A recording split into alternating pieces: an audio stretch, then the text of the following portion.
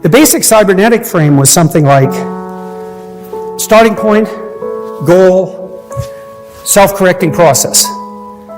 That's it. But I realized maybe, that the semantic description of that structure was a story.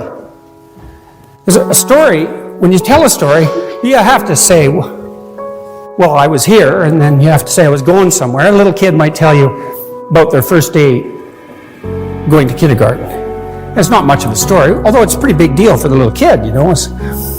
Well, I was at home with Mom, and then I took her hand, and we walked to the kindergarten, and I was afraid, but I was excited, and, I got there, and I had a pretty good day. And you give him a pat on the head, and you think, that's a pretty good story for a little kid. He might tell a slightly different story. I might say I was walking to kindergarten, and I was kind of scared, but I was excited. I had my mom's hand, and then all of a sudden this big dog jumped at me at the fence and really scared me, And a little kid will get emotional if you recount something like that, and then he'll say, he might say one of two things. He might say, I got so afraid I had to take Mom's hand, and she was upset too, and she was crying, and we had to go home. And then he doesn't go to school for the week, and then when he goes to school, he has a panic attack, and then his mother martyrs herself so that he can have a panic attack for a tremendous long period of time, and then, it's just a complete bloody mess, and that's an Oedipal narrative, by the way. Or maybe the other story would be,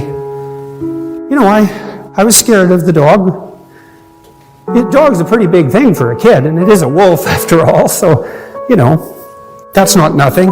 But I took my mom's hand, and she gave me a pat, and she said, you think you can do this? And I think you can. And so I got myself together and went to kindergarten. That's a better story, that one. That's a better story. It's a more interesting story. And it's interesting because it's a meta story. The story of just getting from point A to B, that's a good story. You want to hear about that. You want people to tell you how they get from point A to point B all the time. Because then, you know where point A is, and that's useful, and you know where a good point B might be. And believe me, man, you want to know that more than anything else. Why did the chicken cross the road? Because it thought the other side of the road was better. Unless it's a daft chicken, and that's a possibility, because it's chicken after all. Well, they're smarter than you think they are, but why do you go somewhere that you're not? Because it's better than where you are. Unless you're aiming down, and then maybe you want to go somewhere worse, and you want to take people with you. But other than that, generally speaking, you're aiming up. Well, it might be a micro up, but it's not usually. That's the thing. So here's a way of understanding the narrative schema that we lay on the world. So the first is, there's a point A and a point B, and the narrative is a description of the starting point and the end point and the process to get there. And then a better narrative meta-narrative is a description of the process that occurs when that structure decomposes because it's no longer valid, a failure, a descent into something like chaos as a consequence, and then the reconstitution of a new narrative. And that's paradise, the fall, paradise. That's a very basic narrative, and that's the thing to imitate. Not just the narrative, the process by which narratives are generated and repaired. Okay, so now let's see if we can make that concrete, a little more concrete. Imagine you're writing a paper. Well, let's take that apart. Let's be precise about this as much as we can. Let's say you're typing first. Okay, so what does it mean that you're typing? Well, you're thinking, hypothetically, although I've read essays that would indicate otherwise, but hypothetically. So what are you doing? Well, you're moving your fingers, right? So this writing is dependent on embodiment. And it was really hard to generate these fingers, right? So there's that whole evolutionary process we were talking about, lurking at the bottom of this. And you've practiced typing. Let's say you're an expert typist, and that means you've built little automated machines in the back, generally of your left hemisphere, that took a lot of mass practice so that you could create these automatized motor output structures that you could disinhibit while you're thinking, because that's what you're doing. You're not exactly activating these motor movements. You're preparing them for release and then disinhibiting it, and then they run ballistically, which means they run deterministically at that level. And so at the micro level, what you're doing isn't thinking. At the micro level, what you're doing are disinhibiting motor output systems. Okay, but then on top of that, you say, well, there's an overlay of abstract cognition. You're typing, well, what are you typing? Letter? Yes. A word? Yes. And you type the letter in relationship to the word. You're typing a phrase, right? You're thinking about a phrase, but not just a phrase. A sentence, but not just a sentence. Paragraph. The sequencing of the sentence within that paragraph. The paragraphs within the context of an essay. And maybe if you're writing a book, then the essay in relationship to the book. You're doing that, all of that at once. And so that's a series of nested narratives. So a cybernetic motor schema at the bottom, and then narratives. Because I could say, well, why are you typing the letter? To type the word. Why are you typing the word? To type the phrase. To type the sentence. To type the paragraph. To complete the sequencing of paragraphs. To write the chapter. To write the book. Why are you writing the book? Well, let's say you're a scientific researcher. You're writing a book about animal cognition.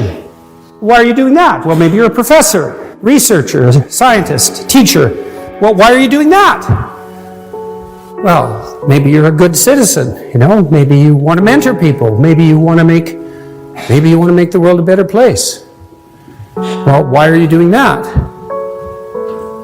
Because you're imitating a divine ideal.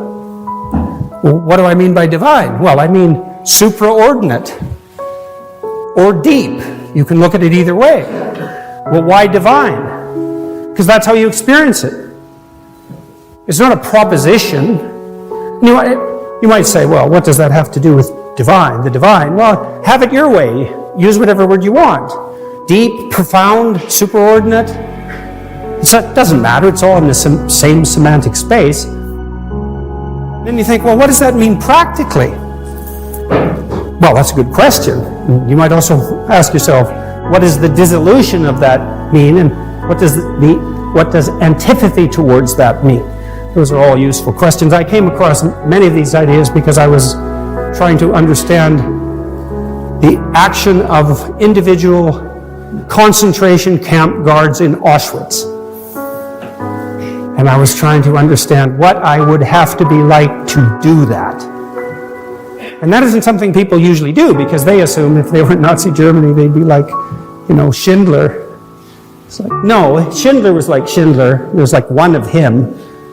That isn't what you would have been like. In all likelihood, you would have been willfully blind or participating. And you think, not me. And all that means is if you think that, then definitely you. So, Dr. Dawkins sent me a paper last week in preparation for a discussion that we're going to have tomorrow. And it was a very interesting paper, and I think I read it about 25 years ago, and he said any functioning animal has to be a microcosm, a model of the environment within which it finds itself. Well, that's true of us. And so when you look at the night sky and that sense of awe grips you and calls something out of you, right, to respond to your encounter with the infinite, even your encounter with mortality, your encounter with finitude and limitation, all of that in relationship to the infinite. That sense of awe is also the calling forth of something out of you that can respond to the challenge of that infinite. Well, that's the microcosm within. It's a reflection of the structure of the cosmos itself.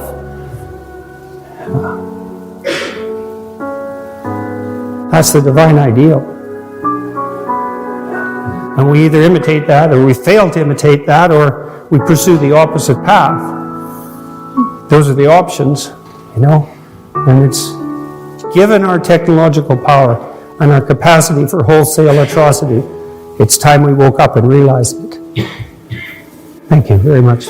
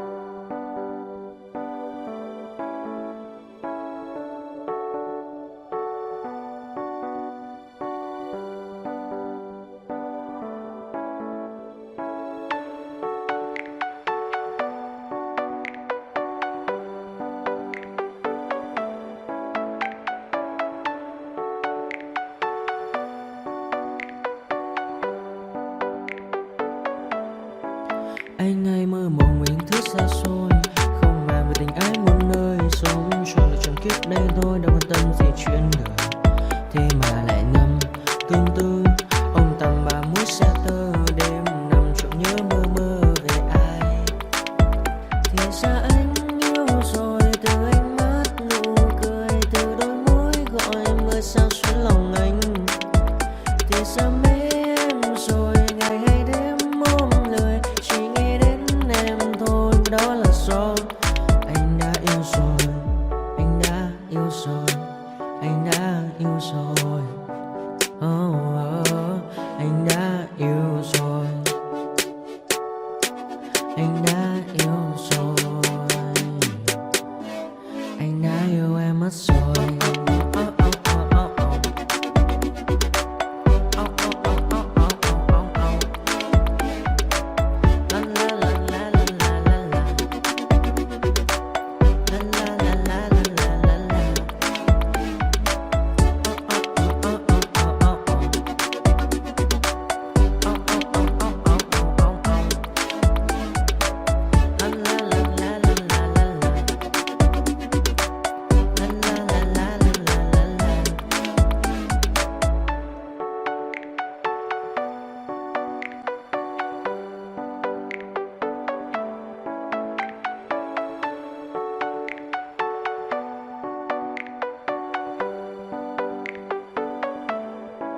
Anh hay mơ mộng những thứ xa xôi, không màng về tình ái muôn nơi. Sống cho là trọn kiếp đây thôi, đâu quan tâm gì chuyện đời.